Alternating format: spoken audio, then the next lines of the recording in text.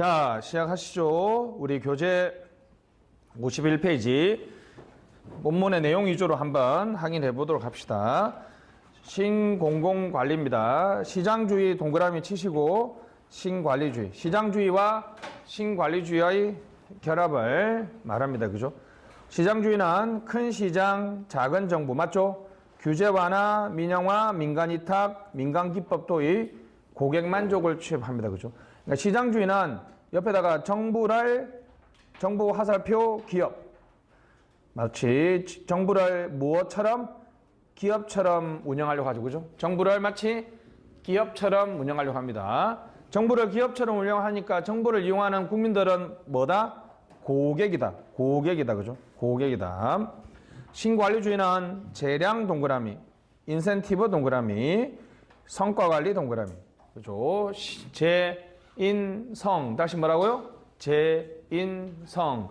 구관리주의는 뭐라고요? 구관리주의는 상명하복 규칙, 명령 위주죠. 배경에 보시면 됐습니다. 신자유주의를 배경으로 한다 밑줄. 2번 신자유주의는 수정자본주의, 케인지안을 찬성해요? 반대해요? 반대한다는 거죠. 반대. 케인지안 반대. 됐습니다. 하예크의 노예로의 길에서 출발했습니다. 요거 한번 나왔습니다. 밑줄 짝. 하예크의 노예로 길. 내용이 뭐였습니까? 정부가 규제 간섭 많이 하면 우리 마치 국민들을 노예, 농노처럼 다룬다는 거죠. 그죠? 자, 그러면 맨 끝에 공급 측면의 경제학. 그러면 시험 문제는 어떻게 나오겠어요? 공급 측면의 반대말이 수요 측면이 있죠. 수요 측면 X. 아니면 수요 측면은 위에 있는 케인즈입니다. 케인즈. 케인즈는 무슨 경제학? 수요 측면 경제학을 반대하니까 수요 측면 경제학이 맞았다, 틀렸다? 틀렸다라고 전제합니다. 틀렸다라고 전제하죠. 됐습니다. 기능 조정에서 스몰 가버먼트 밑줄 무슨 정부? 작은 정부. 작은 정부를 합니다. 작은 정부를 위해서 밑에 시장성 테스트를 합니다. 시장성 테스트. 그렇죠. 그래서 노적기보다는 방향 잡기를 강조합니다. 노적기보다는 방향 잡기. 자, 칠판 잠깐 보시면 사전 대안 분석이란 말이 더 좋거든요. 한번 해볼게요. 들어 보시죠. 정부 규모를 줄이려면 어떻게 될까요? 첫 번째 질문은 야, 그거 꼭 필요해? 아니요. 노라고 하면 어떻게 합니까? 폐지하면 되죠. 두 번째는 yes, 꼭 필요합니다. 야, 근데 그걸 정부가 해야 돼? 보니까 정부가 안 해도 됩니다. 자, 필요하지만 정부가 안 해도 되면 민영화를 하면 되죠. 자, 아예 정부가 해야 돼요.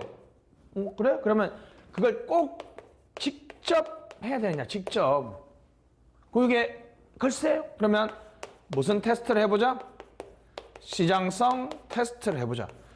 어떤 기능이 여러분 시장성 있는지를 아는 가장 좋은 방법은 경쟁 입찰을 붙이면 돼요. 한석은 무슨 중학교 나왔냐? 청량? 이야, 진짜 청량하다. 너무 이름 좋네. 자, 여기가 부평역. 자, 여러분. 그래서 정부가 하는 일에 청량중학교 급식 10억이라는 사업하고 부평역 치안 50억이라는 사업이 있습니다. 그러면 당연히 요 급식은 한솥 도시락이라든지 백닭, 하여튼 여러 기업들이 입찰을 들어오겠죠. 입찰을 들어온단 말은 무슨 성이 있다는 거예요? 시장성이 있다는 거잖아. 우리 기업이 공급할 수 있다는 거죠. 근데 부평역에 치안 서비스 50억. 그래서 어떻게 해요? 보안업체가 우리 한번 해보겠습니다 해서 이제 부평역에 들어오는 사람한테 자, 수고하십니다. 치안 서비스 제공하십니다. 자, 100원, 1000원 내세요. 그러면 여러분 낼 거야? 나는 뭐라 그럴까요? 안녕하십니까. 저는 얼굴이 무기고 몸이 방패입니다. 저는 치안 서비스 필요 없습니다. 라고 얘기할 거 아니에요. 왜? 이미 여러분들이 치안 서비스는 뭐가 가능하다? 무임승차가 가능하다는 걸 본능적으로 알고 있죠. 이거는 시장성이 있어요, 없어요? 시장성이 없죠. 그러니까 시장성이 있는 거는 민간 위탁이나 민영화를 맡기고 시장성이 없습니다라고 하면 자 필요하고 정부가 직접 해야 되니까 이제 다른 수단이 없느냐라고 해볼 필요가 있다는 거죠. 됐습니다. 이 내용을 안 넣는 자 보세요. 왜 이게 사전 대안 분석인지 아시겠죠?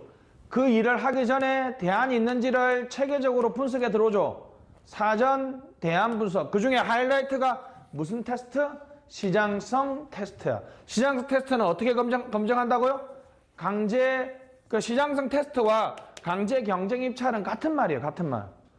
입찰을 들어오면 민간 기업이 입찰을 들어오면 무슨 성이 있다는 거예요? 시장성이 있다는 거예요. 너는 이거 하면 바로 우리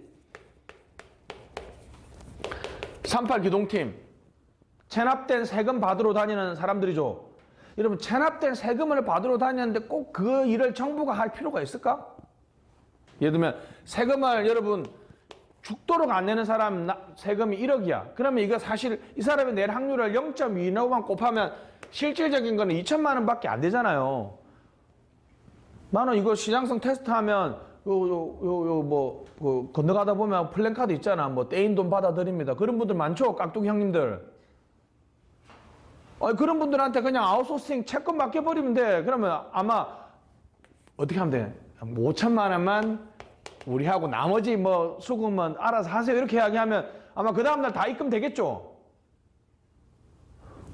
다시 한번 여러분, 체납된 세금을 받는데 꼭 공무원이 이래야 될 필요가 있어 없어? 나를 국회로 보내줘. 내가 그냥 체납된 세금 한 방에 다 받을 경제 활성화에도 크게 도움 될 거 아닙니까? 농담이다 이거는. 알았지? 강제 경쟁 입찰의 좋은 점을 말하고 있는 거지. 강제 경쟁 입찰. 그러면 이런 느낌이죠. 배가 있으면 청량중학교라는 배에서 옛날에는 급식에 결정하고 집행을 누가 했어요? 정부가 다 했잖아요. 그죠? 결정하는 건 우리가 배의 방향을 잡는 거니까 스티어링이라고 그러고 이거는 아까 급식에 집행한 민간 위탁으로 가능하다 그랬죠? 그럼 이것은 노적기는 누구한테 맡긴다? 민간에 맡기니까 정부는 스티어링 댄 롤링. 그죠? 스티어링 댄 롤링. 뭐보다는 뭐 하기? 노적기보다는 방향 잡기죠. 됐습니다. 그래서 노적기보다는 방향 잡기입니다. 조직 밑줄 친 거 위주로 읽어보겠습니다. 탈계층적, 탈관료제적 조직. 자, 집행기능을 책임 운영기관 합니다. 이거는 또 어떤 면에서 설명될 수 있다고 그랬어요? 덧립이는 관청 형성 모형에서 고위 관료들은 뭘 추구하려고 한다? 책임을 회피하려고 하니까 무슨 기능을? 집행 기능을 뭐 해버린다? 외부로 방출하는 무슨 전략? 외분봉 전략을 하는데 그 대표적인 게 두 가지예요. 바로 민간 위탁을 하든지 또 뭘 하든지 책임 운영기관에서 자율집행으로 하듭니다. 학습조직, 전자정부 체크, 전자정부 추진했다. 자, 인사, 공무원 인원 감축, 정치적 중립, 개방형 체크, 경쟁을 통한 임용, X형 인간 성과급 나와 있습니다. 그죠? 우리나라가 이제 공무원들이 자, 우리나라 이제 행정의 역사하고 지금 왜 클린턴 정부의 개혁이 많이 나오는지 한번 설명해 보겠습니다. 미국도 요 이후에는 엄청 하기 편합니다. 20, 17, 18, 19, 20. 좀 이게 1년이 안 맞는 타이틀 대충 합시다. 됐습니다. 여기가 이제 무슨 정부라고요? 클린턴 정부가 되겠습니다. 들어봤죠? 클린턴 정부? 자, 우리나라는 여러분 91년 지방의회 선거를 했고 95년에 지방자치단체장 선거를 했고 98년에 IMF 경제위기를 맞으면서 엄청나게 정부 개혁을 했거든요. 자, 98년도에 미국의 대통령이 누구였어요? 클린턴 정부였다는 거지. 그럼 당연히 클린턴 정부의 개혁을 한국에 엄청나게 많이 도입했겠죠. 지금 여러분들에게 시험에 나오는 것들은 거의 대부분 클린턴 정부의 개혁들이 시험에 많이 나오는 맥락이 바로 이런 맥락이에요.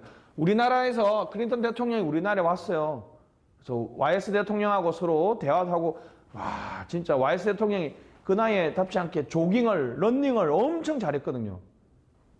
그래서 이제 청와대에서 서로 아침에 조깅을 하면서 대화를 한다는데 그 때도 아닌 속도 경쟁이 붙어가지고 네, YS가 선빵 날려서 팍 60대가 빨리 떴는데 아니 클린턴 대통령 40대잖아. 나중에는 따라잡혀가지고 뭐 잘 뛰네 이놈아 이러면서 해가지고 완전 개쪽 팔았다는 뭐 그런 얘기도 있습니다. 그죠? 그래서 우리가 도입했는데 한국은 그전에는 전부 다 무슨 행정이라고요? 발전 행정이었지만 이제는 클린턴 대통령의 개혁을 했고 여기는 아까 말했던 아들 부시 그죠? 아들 부시 여기는 이제 오바마 대통령이고 그다음에 또람프 또란놈 있죠. 또람프 여기 이제 바이든의 지금 다시 또람프잖아 그지? 이렇게 지금 전개되고 있습니다. 요때 개혁들이 우리나라에 엄청나게 많이 도입됐습니다. 거의 대부분 그 중에 가장 놀라운 거는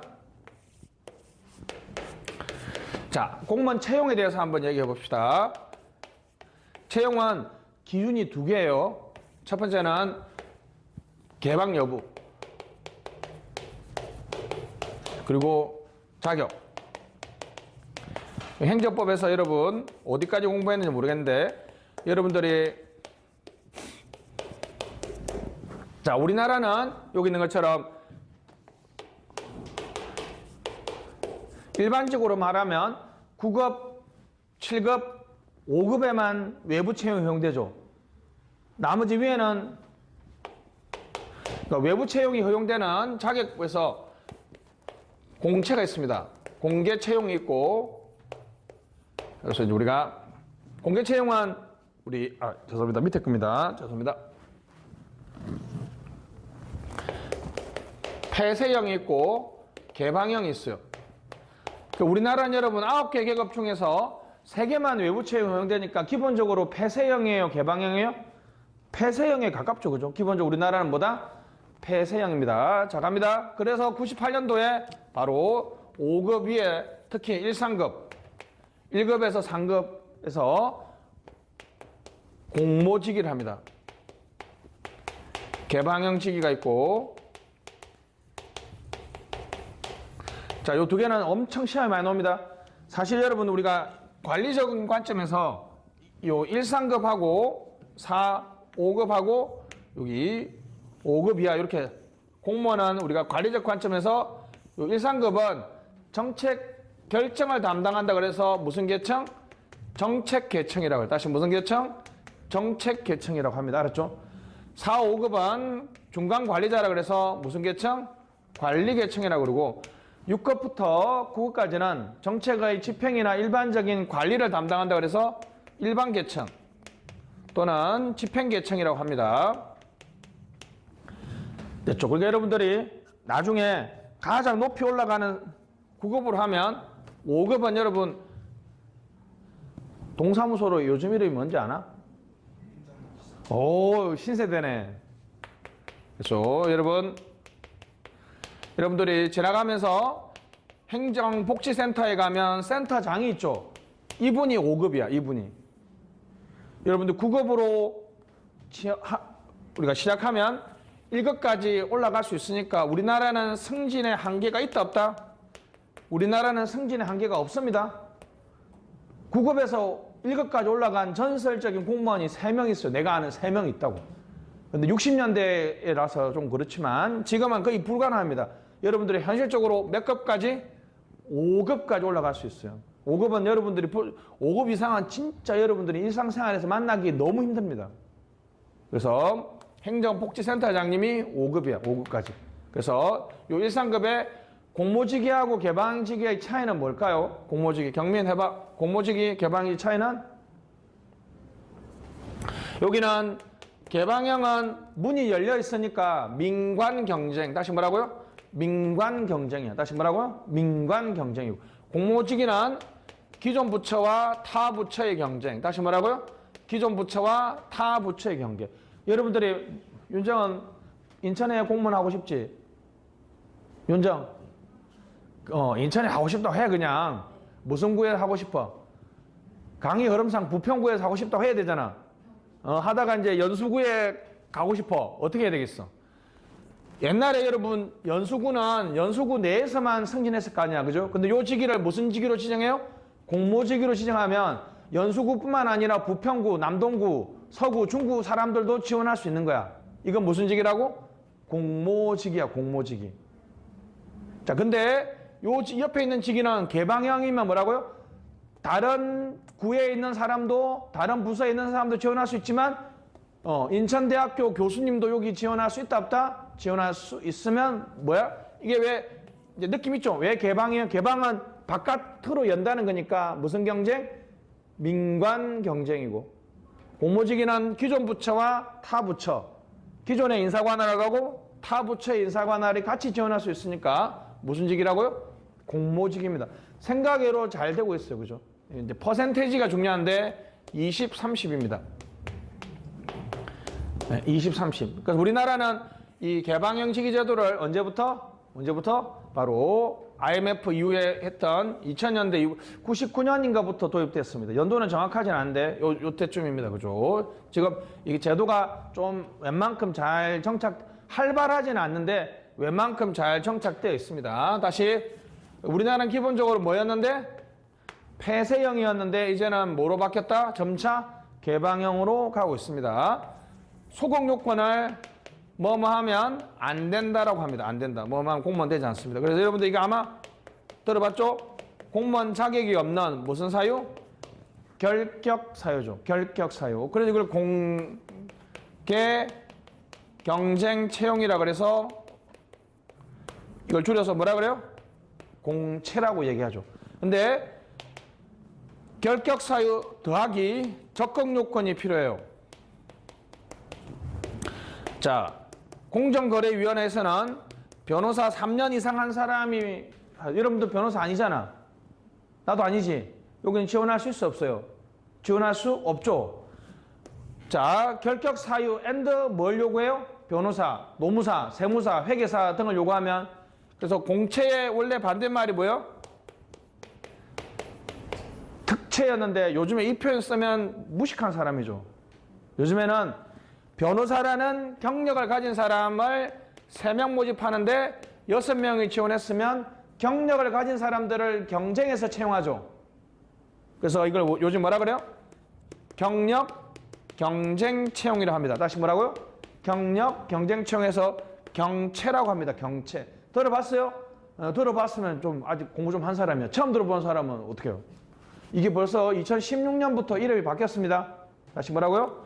우리나라는 자격 요건, 결격 사유 보십시다. 금치산자, 한정치산자 뭐 실형 받고 5년 지났어? 농담이다. 너무 진지하게 봤지만 집행유예 2년 지났습니까? 뭐 이런 거. 옛날에 우리가 슬픈 이유가 뭐예요? 우리가 이재용 부회장보다 우리가 좋았단 말이에요. 왜?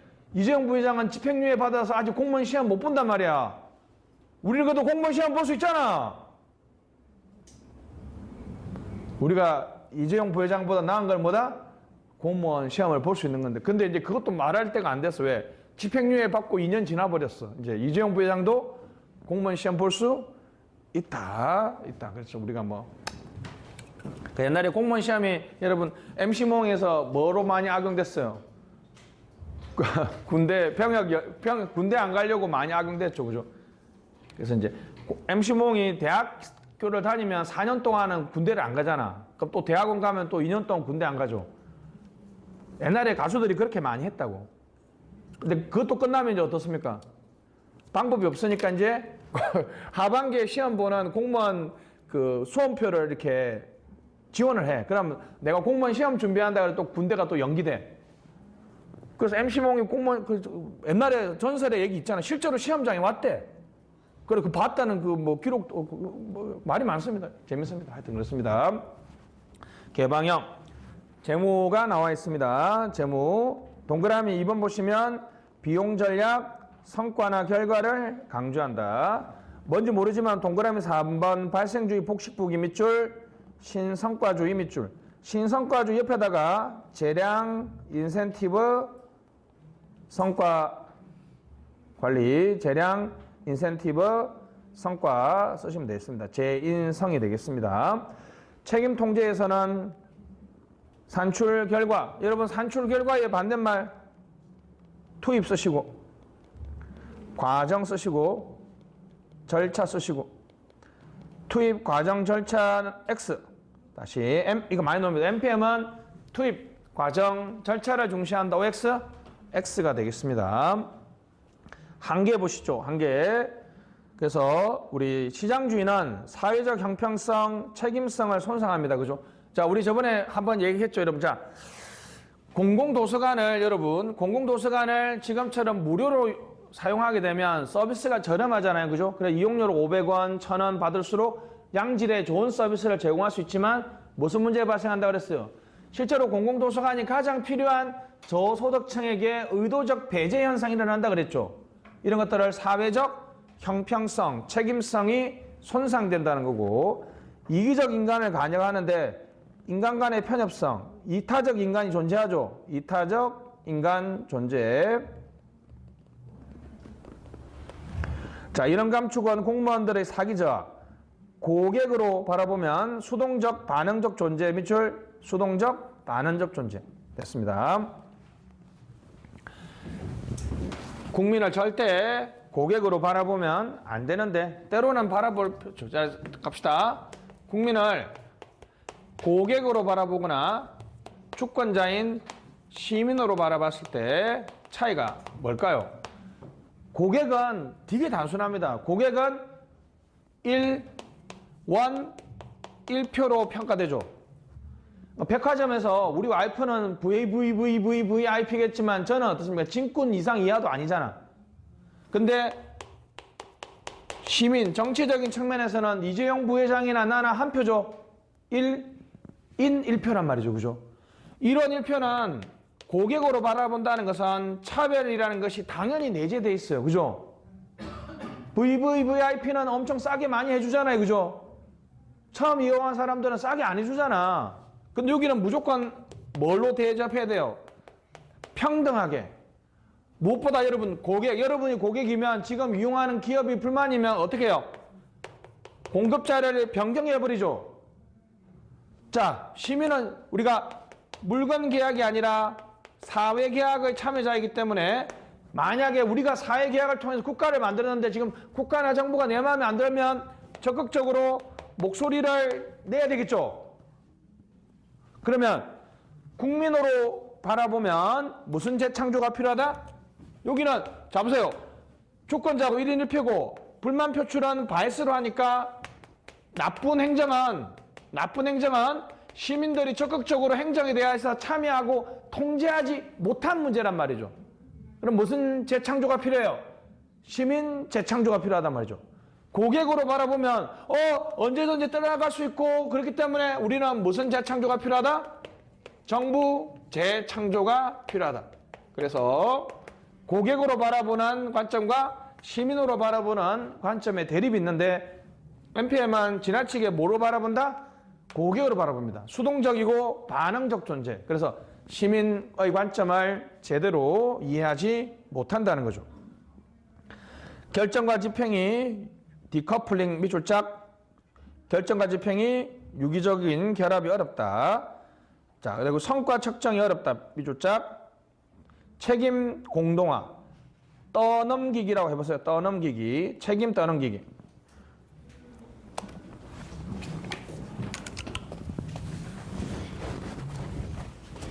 자, 여기서 이제 아주 중요한 얘기를 좀 해야 되는데, 자, 갑니다. 여러분들, 무상급식을 받으면서 가장 많이 발생하는 것이 식중독 사건 같은 거 생각해보면, 자, 옛날에는 결정과 집행을 정부가 다 했을 때는 만약 식중독 사건이 발생하면 어떻게 합니까?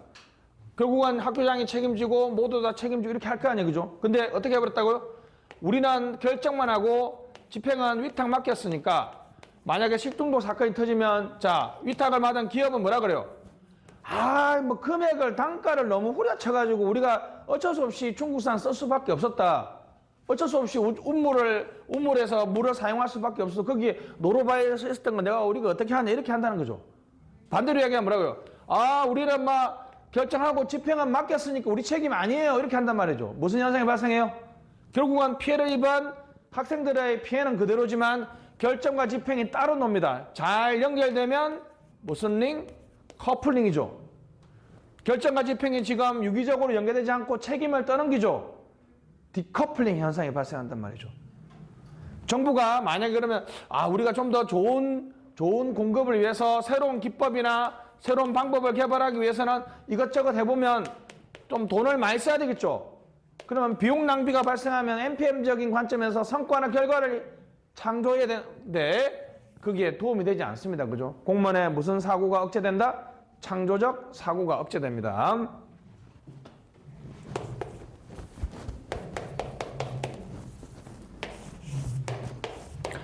자, 투입이 있습니다.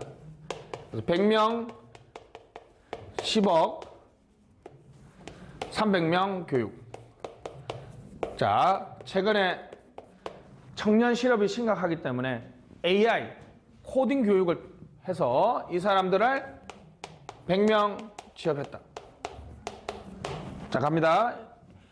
자, AI 교육이라는 사업은 100명이라는 강사들하고 10억이라는 돈이 투입되어서 우리 어떤 과정을 거쳐서 300명이 교육받았으니까 이건 산출이죠. 100명이 취업했으니까 이것은 아웃컴, 결과입니다. 이건 아웃풋. 자, 이거는 이제 아주 중요한 개념입니다. 똑같이 해봅시다. 그러면 10억 100명이라는 이번에는 경찰이라고 해볼까요? 활동을 통해서 순찰을 10번 하고 체포를 20번 했습니다. 그러면 여러분이 느끼기에는 치안이 안정된다라고 느끼겠죠. 그죠? 자, 똑같이 100명 10억이라는 돈을 써서 이번에는 도로를 10km, 예를 들면 요렇게 생긴 도로는 아무래도 사고도 많이 나고 속도도 줄겠죠. 그죠? 요렇게 바로 쪽반에 이런 새로운 도로를 건설하는데 10억과 100명을 썼다는 거예요. 알았죠? 그러면 도로가 건설되면 옛날에는 2시간 걸리던 게 이제는 1시간으로 단축되고, 옛날에는 사망자들이 10명이었는데 지금은 사망자가 0명이다. 자, 이러한 것들이 다 잘 되면 우리 경제 활성화가 될 거다. 자, 이거는 아주 중요한 개념입니다. 자, 갑니다. 행정의 성과라고 얘기하면 크게 이렇게 4개가 있습니다. 자, 투입. 필요할 때 만약에 6월까지 집행하라 그러면 6월까지 집행한 것도 성과죠. 그죠? 그래서 예를 들면 10% 했다, 20% 했다, 30% 했다는 거는 활동 지표라고 하기도 하고 과정 지표라고 하기도 합니다. 맞죠? 업무가 집행되는 과정이죠. 처음으로 놓은 1차적인 산출물을 산출이라고 그러는데, 잘 들으세요. 이거하고 환경 결합해서 2차 산출물은 아웃컴이에요. 이거는 확실히 구분해요. 자, 보세요. 이 교육생들을 기업이 채용해야지 채용이 나오죠. 이 순찰을 주민들이, 행정환경인 주민들이 느껴야 치안 만족도가 나오죠. 이 도로를 주민들이 이용해야지 속도가 줄었는지 늘었는지 나오겠죠. 그죠? 자, 행정환경과 결합하기 전엔 뭐라고요? 아웃풋. 행정환경과 결합하면 아웃컴. 퍼포먼스를 합니다. 퍼포먼스. 리절트. 퍼포먼스, 리절트. 자, 이거는 확실히 구분돼. 이건 구분하는 문제도 시험에 나왔어요. 구분하는 문제도 나왔습니다. 그럼 자, 갑시다. NPM은 성과를 지향한다 그랬는데, 자, 여러분, AI 교육의 성과는 제때 집행한 겁니까? 딱딱 계획표대로 업무 과정이 진행된 거예요? 그것도 맞지만 원래 우리가 딱 느끼는 거 이거잖아. AI 교육을 통해서 취업자들이 많아지는 게 원래 궁극적 목표죠. 순찰 동계 목표가 아니잖아. 사실 국민들이 치안 안정을 느껴야 되겠죠. 도로는 이걸 만든 게 목표가 아니라 속도도 빨라지고 사망자도 주는 게 목표 아니에요. 그죠? 자, 근데 이게 성과인데 이걸 측정하기가 엄청 어렵습니다. 자, 행정의 성과가 하면 딱 2가지. 뭐 어렵다? 정의가 어렵다. 맞잖아요, 여러분. 이것도 성과고 이것도 성과고 이것도 성과고 이것도 성과잖아. 그지? 뭘로 성과로 해야 될지. 공무원들은 당연히 이거겠지. 아, 이거 막 딱 칼같이 딱 계획대로 딱딱 집행되었으면 우리 할 일 다 한 거 아닙니까? 우리는 최선을 다해서 이렇게 하고 싶지만 우리 국민들은 적어도 경제 활성화까지는 아니더라도 어떻습니까? 야, 취업자가 청년 취업의 목표면 취업자가 많아야지. 이 정도는 얘기할 수 있잖아요. 그죠? 근데 두 번째, 뭐 어렵다? 이게 정책평가에 가면 엄청 재밌는 얘기가 있습니다. 윤정, 여기에 제3의 변수가 있지. 뭘까? 윤정하고 경민한테 질문을 많이 할 수밖에 없네요. 들어봤어요? 여기 두 개의 동시에 영향을 줘서 둘 사이의 관계가 없애버릴 수도 있어요. 뭐가 있을까? 예를 들면 경기가 너무 안 좋아요. 경기 침체가 되면 구직자들이 아유, 경제도 안 좋은데 그냥 집에서 쉬지. 그래서 교육도 열심히 안 받겠죠. 아니, 경제가 안 좋으면 구직자들이 많아요, 적어요. 구직자들이 적으니까 취업자들이 줄 수밖에 없잖아요. 아무리 교육을 투입을 제때 하고 아무리 정말 너무 열과성을 다해서 마치 나처럼 가르쳐도 경제가 안 좋으면 애들이 취업자가 줄 거니까 이거는 행정의 성과하고 아무 상관없는 얘기잖아. 엄청 교육을 잘 시켰는데 어떻습니까? 취업자가 한 명도 줄 수 있어. 뭐라 그럴까? 아, 경제가 안 좋았어요. 그렇게 얘기할 수밖에 없잖아. 그럼 성과가 되게 좋아 보여야 되는데 안 좋아 보일 수 있죠. 뭐에 영향을 받아요? 경기에 영향. 이건 뭐에 영향을 받았겠어요? 이거는 여러분 논리적으로 심각한 문제가 있어요. 또 다른 문제가 뭐가 있습니까? 두 가지가 있는데, 체포가 하나도 없는 부평구, 아이고 특정구로 얘기하면 안 되겠다, 그치? 체포가 하나도 없는 경찰서하고 체포가 20번 했던 경찰서하고 그 어느 지역이 더 치안이 안정된 지역이야? 그런지 체포가 없는 데가 더 안정되고 치안이 안정된 거 아니야? 그리고 이거의 심각한 문제는 체포는 뭐가 전제돼야 됩니까?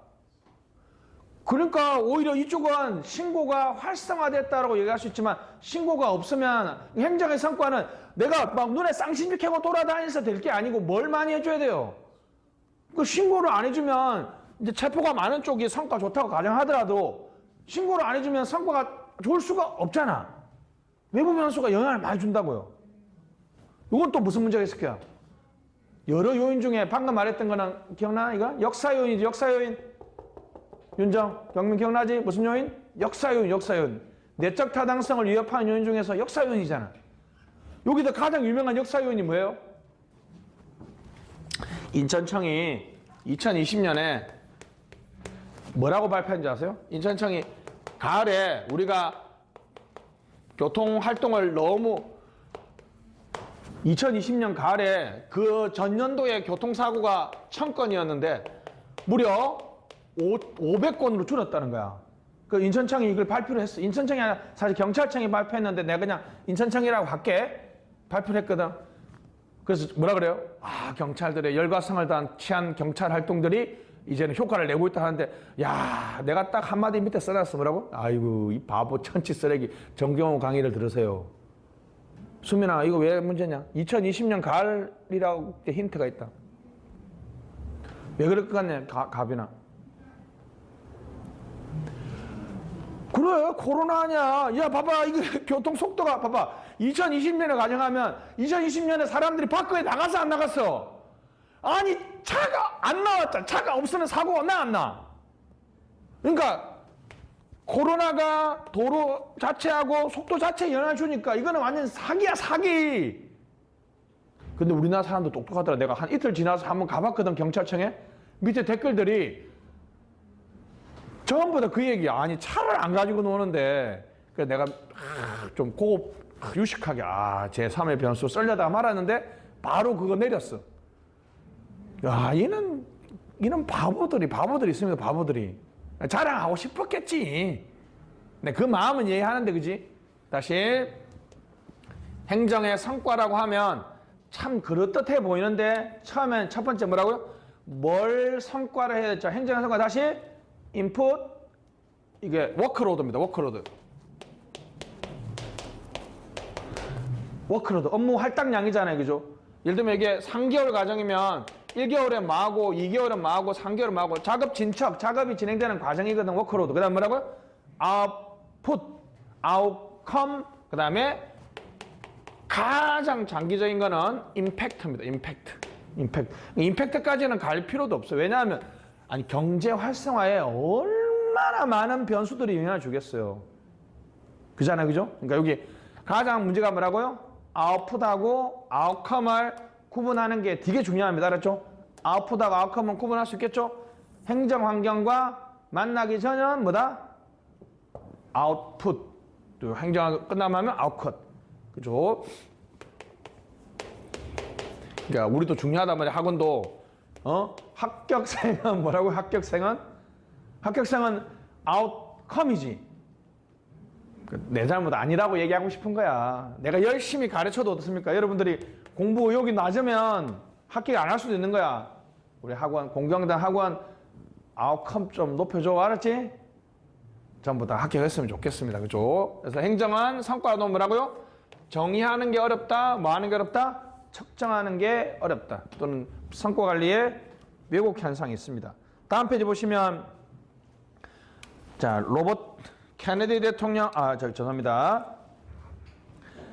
레이건 대통령하고 대처 있습니다. 오스본과 게블러 92년 Reinventing Government 미출작. 이분들이 운이 좋습니다. 94년에 출범한 NPR National Performance Review. 뭐 직역하면 뭡니까? 국가업적 평가위원회죠. 그죠? 만들어가지고 됐습니다. 했는데 그때 이제 92년도에 쓴 Reinventing Government라는 책을 NPR에서 개혁의 교과서로 사용했어요. 그죠? 그래서 NPR에서 사용했기 때문에 자 갑니다. 10가지 정부. 스티어링 된 롤링은 촉매적 정부죠. 그죠? 직접 하기보다는 할 수 있도록 촉매해주고 촉진해주는 무슨 정부? 촉매적 정부, 촉진적 정부. 촉매적 정부, 촉진적 정부가 되겠습니다. 두 번째, 시민이 소유하는 정부, 경쟁적 정부, 임무지향적 정부, 미션 드리븐. 다시 말하고요. 미션 드리븐. 이 드리븐이라는 단어가 지향하다 이런 뜻입니다. 그죠? 나중에 조직에 가면 요 개념이 쫙 나와 있습니다. 여러분들이 그렇죠? 이거는 여러분들이 잘 알죠. 비전. 요즘에는 뭐 한글로 잘 안 하는데 수미 질문해도 되지? 비전이 영어로 뭐야? 한글로 비전. 비전. 비전. 경민아. 졸려고 밑에 있잖아. 가빈아, 비전. 이거 딱 해볼게요. 자, 잡으세요. 엄청 돈 많이 버는 회사에 다니던 선배가, 아니, 여러분 동료가 그만두고 나와서, 그래, 너무 궁금했어. 그래, 그때 그 비전이 없다는 게 뭐야? 그래, 맞았어. 미래야, 미래. 나의 미래. 방향. 조직의 미래 방향. 미션은 뭐예요? 미션. 이게 진짜 엄청 어렵습니다. 그죠? 미션이란 영화에서 유명한 미션이란 영화가 뭐예요? 선교사들이 아프리카의 식인종에 가서 그 하느님 주님을 가르치다가 십자가에서 폭포에 빡 떨어지면서 죽는 그 장면에 나오는 노래가 뭐예요? 넬라바다샤 이 노래가 나오잖아. 나를 버렸어. 그러니까 빵빵 터져줘. 알았지? 기억시키려고 하는 거야. 그러니까 그때 선교사들한테 그러는 거야. 아니 당신 죽을 수 있는데 왜 죽어? 이거는 하나님이 나한테 준 뭐라고? 미션이야. 사명. 정당화의 근거입니다. 존재 이유. 됐습니다. 정당화의 근거, 존재 이유가 미션이에요. 미션. 그죠? 나중에 조직론에 가면 하는데 미리 해볼게요. 자, 요 차이가 이겁니다. 아름다운 국토 건설. 아름다운 국토 건설은 조직이 뭐 하겠다는 이런 얘기 없죠. 근데 국토교통부는 아름다운 국토 건설의 주도 부서가 되겠다. 주도 부서는 우리 조직이 나가야 될 미래 방향이 나와 있죠. 그러면 아름다운 국토건설은 우리 국토교통부를 존재하게 하는 이유죠. 우리 국토교통부가 왜 존재해요? 뭘 건설하기 위해서? 아름다운 국토를 건설하기 위해서 존재하는 거죠. 그래서 정치가들 중에서 진짜 이런 거 잘하는 사람도 있잖아요. 이렇게 물어보자. 아니, 당신 왜 정치해? 이 나라의 행복과 발전을 위해서 내가 존재합니다. 그렇게 말하는 사람들이 나 같은 컨설턴트한테 컨설팅을 많이 받은 거지. 우리나라의 발전과 우리나라의 번영을 위해서 내가 존재하는 무슨 이유에 지금? 존재 이유잖아, 존재 이유. 그런 사람들이 그렇게 답할 수밖에 없는 거야. 왜? 미션은 뭐라고요? 내가 이 세상에서 왜 존재하느냐? 무슨 이유? 존재 이유야, 존재 이유. 정당화의 근거. 다시, 아름다운 국토를 건설하기 위해서 우리 국토교통부가 존재하죠? 우리 조직에 나가야 될 방향 뭐라고요? 국토건설의 중추부수죠. 그러니까 여러분들이 면접에 가면 무조건 시키는 게 자기소개잖아. 자기소개에 뭘 담고 있어야 됩니까? 그래, 비전을 담고 있어야지. 안녕하십니까, 성실하고 책임, 그런 건 부평의 행정 발전을 위해서 최일선에서 최고의 노력을 다하겠습니다. 뭐가 있어? 그렇죠. 비전 드리번 된 자기소개를 해야 돼. 여러분들이 면접에서 가서 아니면 여러분들이 나중에 여러분 초등학교 뭐 조카들 보면 너 뭐 되고 싶어?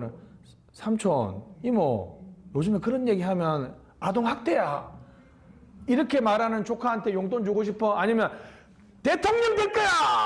아이고, 거짓말인지 알면서도 어떡해요. 아이고, 이놈아, 한번 써다 줘서, 와, 다음은 10,000원이라도 한번 줄 거 아니야. 여러분은 그런데 왜 여러분이 말할 땐 또 그러면 안 돼? 사람이 뭐가 있어야 돼요? 그렇죠. 미션이나 비전이 있어야 돼요, 비전. 과거 있는 남자는 용서돼도 뭐가 없는 남자는 용서가 안 되는 거야? 미래가 없는 남자 용서가 안 된단 말이야. 여러분 항상 뭘 가슴속에 푸는데요? 그러니까 미션과 비전. 이제 비전을 구현하기 위한 스트렝스와 위크니스트와 오퍼튜니티와 트리티를 분석합니다. 그죠? 무슨 분석을 한다고요? 사업 분석을 해서 4가지 전략을 만들어내죠. 그죠? 그래서 이게 전략이라고, 전략. 그래서 미비전. 다시 뭐라고요? 인생 살면서 여러분 뭐가 항상 있어야 돼요? 미비전이 있어야 돼요. 미비전. 미션, 비전, 전략이 있어야 됩니다. 미션 드리븐. 사명지향적 또는 임무지향적이라고 합니다. 자, 그 다음에 결과지향적. 요 결과 옆에다 써보세요. 뭐요? 아웃컴이나 뭘 써야 돼요? 퍼포먼스 써야 돼요. 퍼포먼스. 여기 이쪽에 여기 어디 갔어요? 여기 퍼포먼스, 그죠? 퍼포먼스. 기업가적 정보, 예견적 정보, 분권적 정보, 시장지향적 정보가 있습니다. 오스몬과 프레스트릭 핵결고통문. 다시 뭐라고요? 핵심 전략의 핵, 결과 전략의 결, 고객 전략의 고, 통제 전략의 통, 문화 전략의 문. 특히 통제 전략이 많이 나옵니다. 결과에 대한 통제 밑줄, 투입이나 과정 통제가 아닙니다. 투입 과정 통제가 아니라 뭐에 대한 통제? 결과에 대한 통제 또는 목표에 대한 통제. 목표에 대한 통제나 결과에 대한 통제만 합니다. 수단과 방법에 대해서는 뭘 부여한다? 수단, 과정은 재량을 부여하죠. 재량 부여. 수단이나 과정은 재량을 부여하고 결과나 성과에 대해서만 통제합니다. 무슨 전략? 통제 전략입니다. 통제 전략. 됐습니다. 자, 거버넌스 우리 잠깐 쉬었다 합시다.